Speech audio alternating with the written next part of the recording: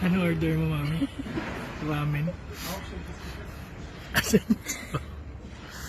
Okay, enjoy na lang, mami. Yan.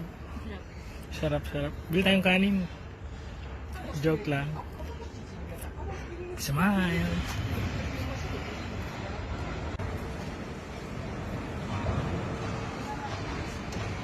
Yung kala niya kasi, bibili niya, may sabaw, ramen.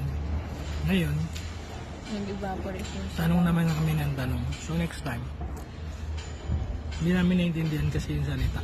dapat pag nasa ibang bansa at hindi kayo nagkakaintindihan kung anong gusto mong i-order, maghanap ka ng restaurant na may mga picture tapos ituro mo na lang yung picture. Mas madali yun eh. So ano lasa ng ramen mo? Sarap. Tagtuyot nga lang. Pero masarap siya, guys. Yan, dapat lang. Yung sabaw, ayun na yung sabaw.